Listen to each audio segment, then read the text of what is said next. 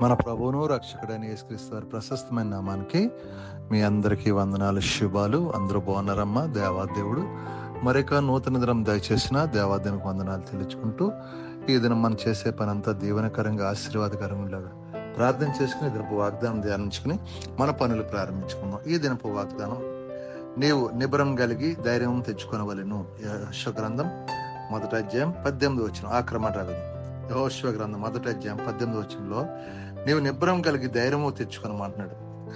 మోషే ఉన్నంతకాలం మోషేకి కింద పరిచారకుడు ఉన్న మన యెహోషువ గారు, మరి మోషే చనిపోయిన తర్వాత ఆ బాధ్యతలన్నీ కూడా దేవుడు మరి యెహోషువకు అప్పచెప్పినప్పుడు మరి యెహోషువ భయపడుతూ ఉంటాడు. ఎందుకంటే ఈ పని నేను చేయగలనంటే మోషేకి తోడున్నట్టు నీకు తోడుగా ఉంటాడు దేవుడు.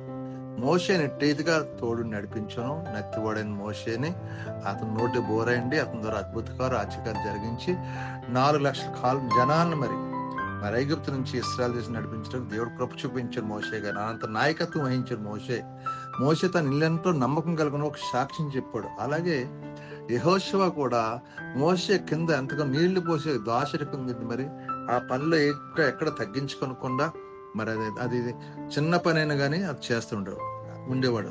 అందుకే అంటున్నాడు, ఈ యొక్క వచనం నీ మీద తిరగబడు, నీవు వారికి ఆజ్ఞాపించు ప్రతి విషయంలో నీ మాట విని వారందరూ వినని వారందరూ మరణశిక్ష ఉందరు. ఎవరైతే నీ మాట వినరో వాళ్ళందరూ కూడా మరణశిక్ష ఉందరు. నువ్వు నిబ్బరం కలిసి ధైర్యంగా ఉండు, నేను నీకు తోడుకున్నా అంటున్నాడు దేవుడికి ఉత్తరం ఇస్తున్నాడు దేవుడు మాట్లాడుతున్నాడు.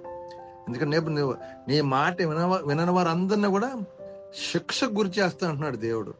కాబట్టి మోషే మాటకు లోబడాలని ప్రభు కోరుకుంటున్నాడు. కాబట్టి ఇదినాన్న మనం లోబడితే దేవుడు మనల్ని ఆశిస్తాడు, దీవిస్తాడు. విధేయత కలిగి ఉండాలి. మనం విధేయత కలిగి ఉండాలి. విధేయత కలిగి ఉంటే అద్భుత కార్యాలు చూస్తావు, ఆశ్చర్యకాలు. విధేయత కలిగి ఉండటం వల్ల మెరాకిల్ జరిగిస్తూ ఉంటాడు దేవుడు. అలాగే మన మోషేకి యెహోషువ విధేయత కలిగి ఉన్నాడు కాబట్టి అతని తర్వాత నాయకత్వంగా యెహోషువకు బాధ్యతలు అప్పచెప్పు. అలాగే కూడా దేవుడు ఒక బాధ్యతకి అప్పచెప్పినప్పుడు ఆ బాధ్యతను ఆ చిన్న దాంట్లో నమ్మకం కలిగి ఉన్న దేవుడు పెద్ద దాంట్లో కూడా నేను హెచ్చించే కృప దేవాదేవుడు దయచేయను గాక. వాగ్దానం సహోదరి నిబ్బరంగా ధైర్యం తెచ్చుకో, దేవుడు నీకు తోడుగుండు గాక, నీకు శత్రువులుగా మిత్రులుగా చేసిన గాక. అటువంటి కృప ధన్యత మీకు దయచేయను గాక. ఈ వాగ్దానం బట్టి నువ్వు ప్రార్థన చేయి, దేవుడు మిమ్మల్ని దీవించను గాక. ఆమె మీ కొరకు ప్రార్థిస్తారు. మీరు కూడా నా తల వంచడం ప్రార్థన. జీవాధిపతి అని యేసు ప్రభు పరిశుద్ధున కృపగలవాడ కనికరం గల తండ్రి, నీకే వందనాలు స్తోత్రాలు చెల్లించుకుంటున్నాం. మరొక నూతన దినం దయచేస్తున్నందుకు కృతజ్ఞతలు చెల్లించుకుని దినమంతా మేము చేస్తున్న మా చేతి పనులు, మమ్మల్ని, మా యజమానుల్ని, తోటి పనివారిని అందరిని దీవించి ఆశ్రయించి కృప చూపించమని అడుగుతున్నాను తండ్రి. ఎవరికి లేని ధన్యత కృప మాకు దయచేస్తున్నందుకు కృతజ్ఞతలు చెల్లించుకుంటున్నాం. ఈ దినం మేము చేస్తున్న మా చేతి పనులు మమ్మల్ని దీవించండి. మా యజమానుల ద్వారా, తోటి పనివారి ద్వారా ఏ కీడు జరగ అందరితో సమాధానం, శాంతిని దయచండి. బలహీనంగా ఉన్న బిడ్డలు ముట్టండి, స్వస్థపరచండి. బలహీనలు ముట్టి స్వస్థపరచు. నేను స్వస్థపరచు యెహోవా, నేను స్వస్థపరచండి.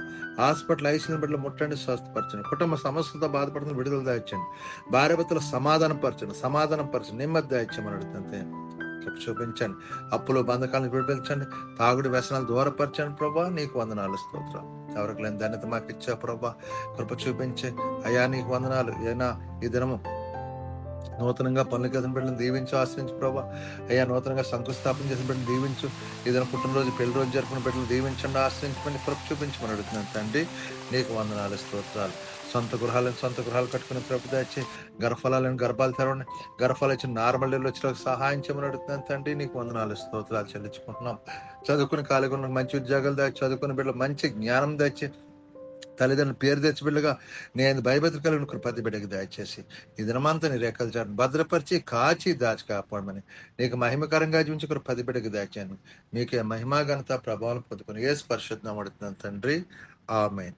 వందనాలు. ప్రభు మిమ్మల్ని, మీ కుటుంబాన్ని బహుగా దీవించి ఆశ్రయించును గాక. ఆమేన్. వందనాలు.